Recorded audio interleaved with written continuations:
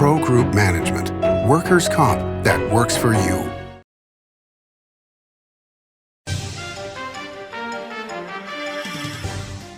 Welcome to Nevada Newsmakers. On the broadcast today, Michelle Romero joins us. She's the mayor of Henderson, here for the whole show on an all-new Nevada Newsmakers.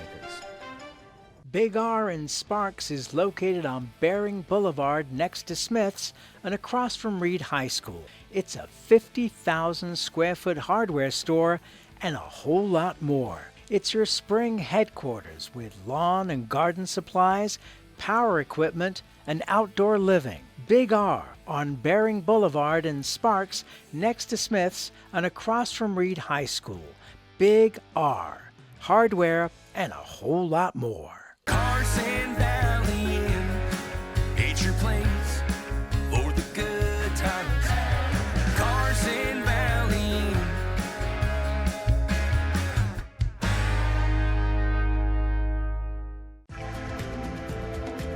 Save money and take transit. Did you know you can ride the bus all day for less than what it would cost you for a gallon of gas? Plan your trip now by going to rtcwashoe.com. The Nevada Builders Alliance has been protecting the interests of the construction industry for over 50 years. Our programs save members thousands of dollars every year and allow them to provide much-needed benefits to their employees. Our industry also allows Nevada to grow. If you're thinking about a career in the construction industry, reach out. And if you haven't thought of a career in construction, what are you waiting for? We are the Nevada Builders Alliance. This is Nevada Newsmakers with host Sam Shad, a no-holds-barred political forum. Now, from the Nevada Newsmakers broadcast headquarters, here is Sam Shad. And back on Nevada Newsmakers, coming to you from the Ahern Hotel in Las Vegas. We're delighted to welcome to the program Mayor Michelle Romero. Last time you were running, now you got the job. Yes. Congratulations. Thank you very much. So now you've been with the city for a long time. I mean, you were working for the city over 25 years now, right? Yes. I started in 1991 with the city of Henderson. So you pretty much know inside and out, and specialty in economic development. Yes, redevelopment. Right, redevelopment. Yeah. You've just been named one of the women to watch in 2023 by Nevada Business Magazine, so congratulations there. Thank you. And we're watching you now, so just be aware of that. All right. Obviously, you know, one of the things that I think surprises people with redevelopment is how long it takes. I remember talking to the redevelopment manager for the city of Reno 30 plus years ago, and I said, how long does it take to do economic redevelopment? And he said 30 years. Yes. That's mind-blowing. Yes. We call it our 30-year overnight success story because people don't notice you're doing anything until something actually happens, but it takes years and years and years to lay the groundwork and put the plans in place and make sure you're on the direction you want to be, set the infrastructure so that things can finally happen. Well, and they certainly are happening now. Your city has obviously been for a while now the second largest city in the state of Nevada, which is very irritating to Reno. I've got it. No, we're still the biggest little city, so as long as you don't take that away from us, we're all right. I wanted to ask you about what happened at the legislature with the airport that has no name, which is Ivanpah. What can you tell me about this? Because it's kind of like, for one of the biggest events to happen at the legislature, it became one of the most low-key events.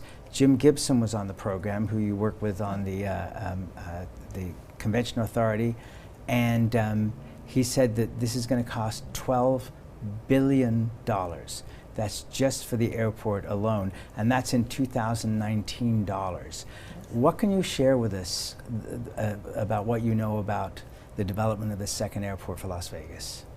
Well, because it's not in Henderson, I haven't been involved a lot, but I do know that Harry Reid Airport is getting near capacity. In the next couple of years, it will be very close to capacity.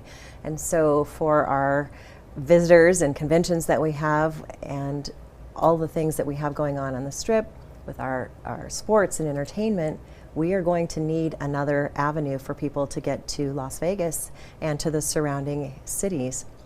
And so despite the cost, something has to be done because we're right. built out at at the current airport. Has there been any discussion about how this is going to get paid for? Because I know that the FAA will put money in. In some cases they put in up to half, but my understanding is that the FAA doesn't have as much money as they had previously. So where would the money come from? I mean, obviously Clark County would be the developer, but would they have to reach out to Las Vegas and Henderson and North Las Vegas to help with the financing of this? It's possible, but again, we haven't been in those talks, so we haven't had any meaningful discussion about where those funds would come from. I think they were waiting to see if it would actually get passed at the legislature and then start laying the groundwork. My understanding is it was actually the biggest bill that Clark County had before the legislature, because it's a huge deal. I mean, Ray Hager, my reporter, did a wonderful job of writing up the story on this, and he went back and researched how much it cost for Hoover Dam. In 2023 dollars, it was less than $1 billion. Wow. So this is 12 times the cost of Hoover Dam. Have you thought in any way about, you know, a township that's going to have to grow up around this airport? Because I mean, you think of Denver, their airport is also about 25 miles out of town, but the growth has gone all the way from one end to the other into downtown Denver. We absolutely have been thinking about it. I mean, if there's one thing Henderson is known for, is creating plans and sticking to them. So we are always looking to master plan future areas of the city. That would be one of them, heading out toward Jean and along the I-15 corridor. We're definitely looking at that, what we would like to see there, how we think that airport may impact Henderson, what impacts it'll have on the Henderson Executive Airport, if any, and what we'll need as far as infrastructure heading out that direction. Okay, now part of them, Clark County, being able to get this deal through the legislature will impede, will it not, potentially some of the growth for Henderson to expand? Or how is that going to work? I don't think so, because the Henderson and Clark County have been working together along that I-15 corridor planning, and we're continuing to do so. So we pretty much know where we have our influence and where they have their influence, and how that's going to work together. And we'll work forward with them to create that plan to make sure that nobody is unnecessarily impacted in a negative way. So at this point, I mean, they put claim to this 5,000 acres, but they actually own, I believe, about 6,500 acres. And anybody who knows anything about airports knows that you don't just have an airport, you're going to have housing, right, just for the workers alone, but you're going to have people who are going to live there permanently. Is Henderson going to get to share in some of this housing? And I believe we will. I believe we will. And that's why we're planning together. The airport in and of itself is a huge undertaking, and it will take a lot of focus from the county. So a lot of that subsidiary impacts or just things that will be needed to support the airport will, I think, fall on Henderson's shoulders, and we'll be able to work with them to make sure that we have the support system in place that will make that airport viable and healthy. One of the things I asked Commissioner Gibson about was Brightline, because there was a story a few weeks ago that mentioned that Brightline was putting in a stop potentially at Ivanpah if they get everything else approved. Right. But he kind of blew that off, you know, as not pie in the sky, but it just hasn't been done yet. But I remember back in the day that light rail was talked about as going from Ivanpah into Las Vegas. Do you know if that's still a discussion point? There are still talks about Brightline, but it has been very slow going, and so I don't know at this point if it's going to continue. We'd still like to see it. We'd still support a stop there. We would still like to see those alternative modes of transportation available, but I don't know how quickly that'll move forward. So one last question on this, which is that when Rosemary Vasiliadis was talking about this recently, she said that Harry Reid is going to run out of space by 2030, but the new airport won't be ready until 2037. Do you think that the gaming industry can allow that gap to happen when, you know, you're seeing so much growth in Henderson, you're seeing so much growth in Las Vegas? Can the area wait that long? I think it would be very difficult for them to wait that long. I think they're going to have to really speed up their timeline and look to see how they can accelerate some of the development that needs to happen there, maybe some of the infrastructure and funding for that infrastructure. With the rate that we're growing and how fast tourism is rebounding in the entire valley, I don't think it can wait that long. And it's interesting, you know, if you go back to the Gibbons administration, they worked with the Convention Authority to put Convention Authority money into I-15 to expand I-15, because the Convention Authority, as you well know, but maybe our viewers don't know, you know, often funds things that are not necessarily connected to tourism, like education, etc. Do you think that the gaming industry is going to have to step up to put funding in, because they're going to be one of the direct beneficiaries of this? I think if you're a direct beneficiary, you need to have skin in the game. All right, let's take a break. Thank you for all of that. I appreciate it. We'll be right back after this timeout. Thank you. For 50 years, Nevada Heating has been keeping people comfortable in their homes. At Nevada Heating, call the Do It Right guys and get the air conditioning back on today. That's the Nevada Heating way. Why sweat for days on end when Nevada Heating can get your air conditioning fixed today? Call us today and we'll fix it today at 323-5585 or schedule us on our website at nevadaheating.com. What do you count on? You count on your power every day. At NV Energy, we've always powered what's important to you, but we're not looking at the past. We're focused on the future. While our standards are high, our rates will remain low. And our commitment to renewables isn't just meeting standards, but leading the way. Because you can count on more than just your power. You can count on the company who brings it to you. That's our promise. You can count on it. Early in the morning or throughout the night, professional truck drivers are on the job, serving you, safely moving freight that's crucial to our economy. From the oldest industries to our newest innovators, from the exotic to the everyday. Trucks are everywhere, moving everything. Never afraid to embrace a future that makes Nevada and our nation stronger. Trucking moves America forward. Pro Group Management is the place where companies can find workers' comp solutions that are designed to meet their specific business requirements. As regulations evolve, Pro Group takes a proactive approach to clear the path to make sure your business stays ahead of the curve. Knowing your workers' comp program is optimized, you can focus on other important matters related to your growing business. Pro Group Management, workers' comp that works for you. This is Nevada Newsmakers. And back on Nevada Newsmakers, we continue our conversation with Mayor Michelle Romero of Henderson. One of the issues that is a problem across the state is homelessness, but you guys have been addressing it in Henderson. Tell us what you've been doing and how well it's working. Henderson has decided to take a multi-pronged approach, and the first step obviously is trying to reach people experiencing homelessness where they are. So we have an outreach team that goes out 4 times a week and speaks with people and tries to guide them towards services and housing and any kind of assistance that they might be in need of. And we continue to do that. They go out over and over and over, and as you're probably aware, it sometimes takes up to 11 contacts with a single person to get them to really start listening to what's available to them and be open to the idea of maybe accepting some of that assistance. So we work through that. We have a fentanyl awareness campaign that we're doing so that we're focusing on the drug aspect of it. Many of the people who are experiencing homelessness suffer from addictions, and so we're working on that prong also. But when that doesn't work, we also need to protect our business owners and our residents, and we've heard over and over and over of the impacts that they are suffering from homelessness as well. And so we created an ordinance that protects public rights of ways and parks, so that if somebody is unwilling to obey the law or to move along or to accept assistance, then we have the ability to then enforce clearing the right of way.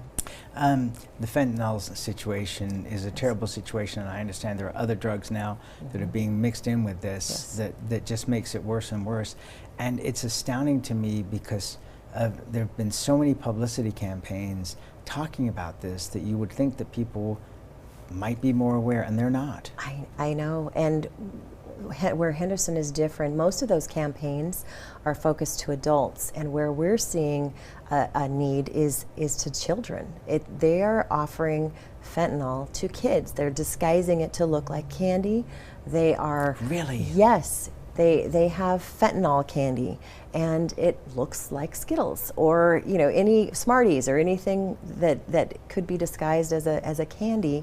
It's got fentanyl in it, and so we want children to be aware of the risks, and we're using social media because that's where kids spend a lot of their time, to make sure they understand that one pill can kill. They can't experiment anymore. They can't try to accept, even if they think they're just accepting an aspirin from a friend.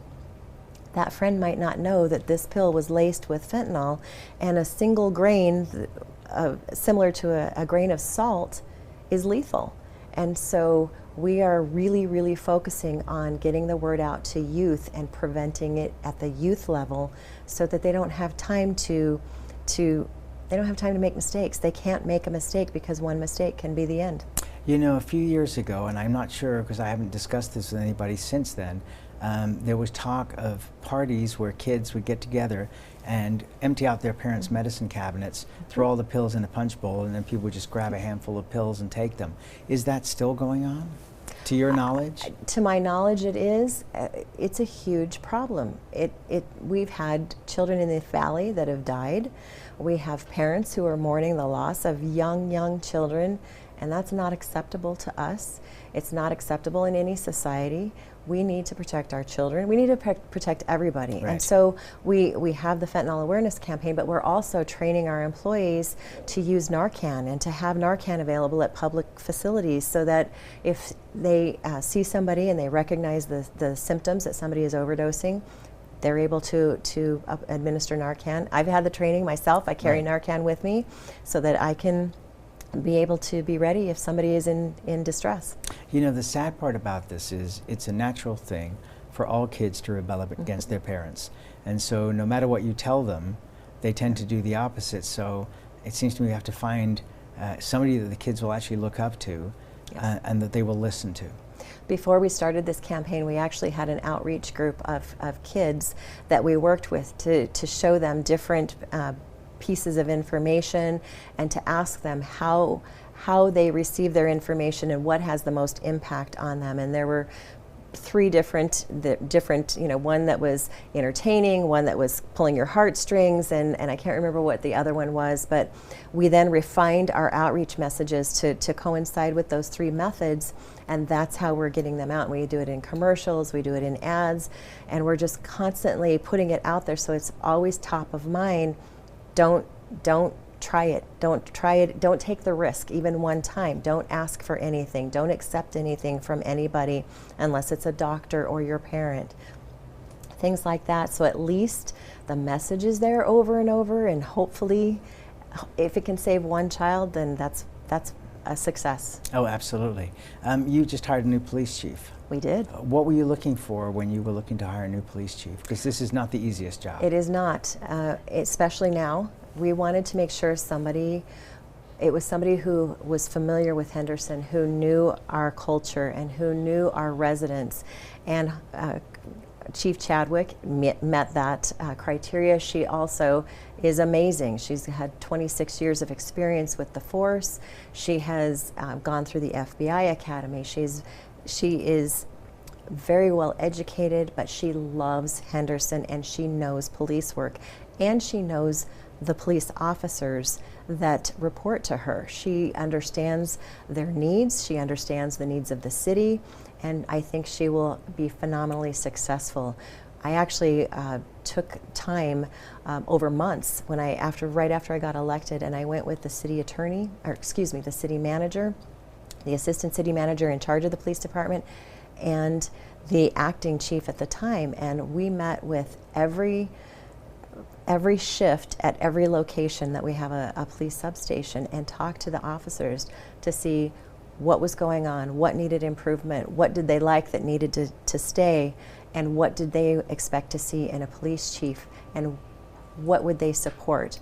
And so we did that over a period of months and gathered a ton of information that we were then able to take back and use as we were going through our selection process. We wanted to make sure it was an internal candidate, and we got some phenomenal candidates who are now deputy chiefs of the police. And it was a great process. It was a thorough process, and I think as a result we have a chief that is hugely supported by her officers and will be very successful. All right, let's take another break. We'll be back with the Mayor of Henderson after this time out. Like a traditional handmade basket, retail is woven into the fabric of life in Nevada. From big box to mom and pop, retail supports our communities in countless ways. Jobs for the disabled, team uniforms for kids, help for the elderly, and so much more. Retail employs over 1 in 10 workers. Retail supports Nevada, and we support retail. RANNV.org. As you know, Reno is booming. Toll's development company is helping it grow with insightful design and development, building community with every project, adding beauty, adding excitement, emphasizing our shared humanity. Reno is becoming bigger. Toll's development is helping it become better, more livable, more enjoyable. To learn more, go to tollsdevelopment.com. tollsdevelopment.com. Southwest Specialties has been making the homes and businesses of Nevada beautiful for more than 20 years. Their experienced designers and craftsmen create the walkways, backyards, water features, and a variety of outdoor cooking areas that add curb appeal and value to your investment. Call today or visit them at their website and see how they can make your outdoor spaces special. Southwest Specialties, creative, distinctive, beautiful. Hi, I'm Renee Summerhour, digital news anchor here at 7 at 7. Watch our streaming nonstop newscast immediately with your mobile phone. 7 at 7 is the new way for you to get every bit of local news you need in just 7 minutes. Breaking news, local neighborhood news, weather, and sports are just a click away. Reporters bring you all of what's happening in the Valley. From Roku, Amazon Fire, Apple TV, YouTube, and more. Get every bit of local news you need from the RJ and LVRJ.com. This is Nevada Newsmakers. And back on Nevada Newsmakers, coming to you from Las Vegas. One of these days we've got to do this in Henderson, but we're here with the mayor of Henderson, Michelle Romero. I want to talk to you about growth in the gaming industry because you've got some huge things coming. The M Resort is expanding, correct? Yes, it is. Share with us how much they're expanding. They're expanding an entire tower, so it'll almost double the size of their hotel rooms. You know, that's been an amazing story because, you know, when it first opened, Tony Marnell, who designed half the strip, was the person that designed it. His son, Anthony Marnell III, was the head of that property. It was an absolutely gorgeous property, still is, yes. But it was absolutely gorgeous property at the time. Then we had the recession, 2008 recession, and the place crashed. From $1 billion property, it was down to $230 million. They lost money. MGM, who had invested, lost money.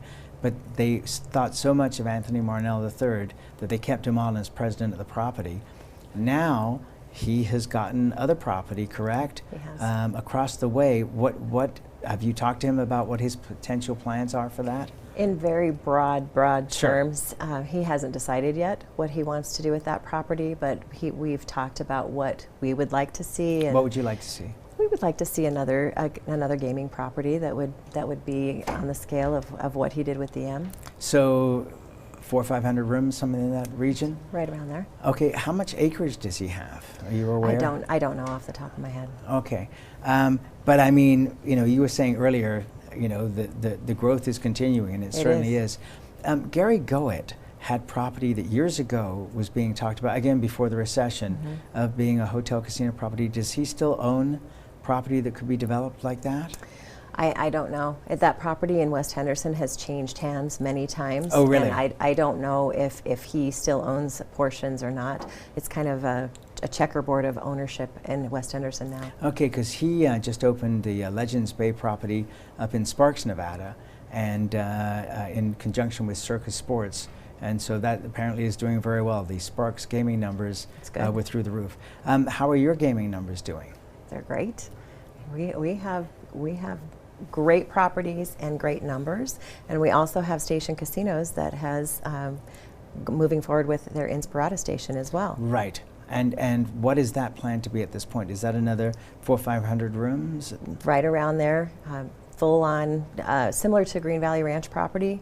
But it'll be a full-on, very, very nice property. Man, I'm telling you, this Southern Nevada is just booming. And you know, Northern Nevada is booming too. I mean, it's a wonderful thing that across our state we're seeing both the urban areas and the rural areas doing so well. I thank you so much for coming in. You are definitely the most glamorous dresser we've had on the show. I'm going to have to up my game. Mrs. Shad, be aware of that. But thank you for doing this, and we'll look forward to seeing you again soon. Thank you. And we'll be right back. The casino industry drove Nevada's economy for decades.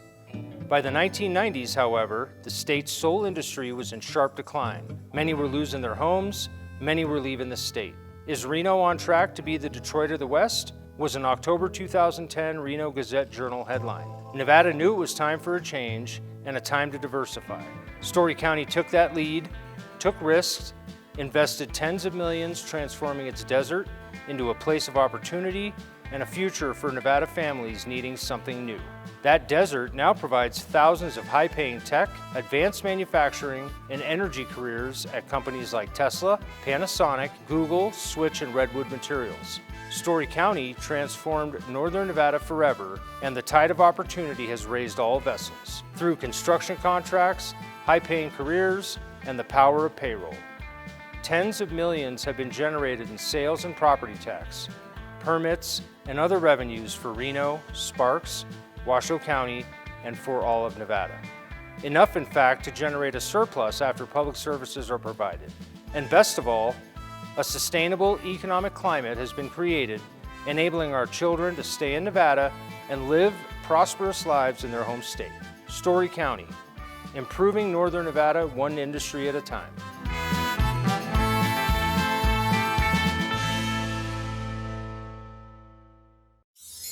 Imagine a magical garden that feeds Carson City's hungry and homeless, teaches our high school students agriculture, creates hanging floral displays to beautify downtown, and yet charges nothing.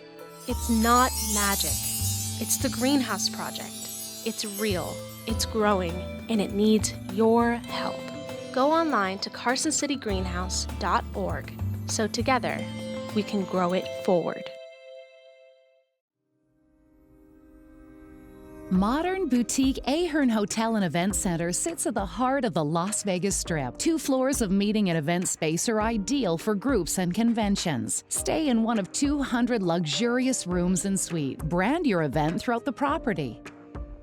Flexible event spaces make for easy planning and personalization. Take over the entire hotel with a full buyout option. Thanks for watching Nevada Newsmakers, coming to you from the Ahern Hotel in Las Vegas. We'll see you on the next broadcast.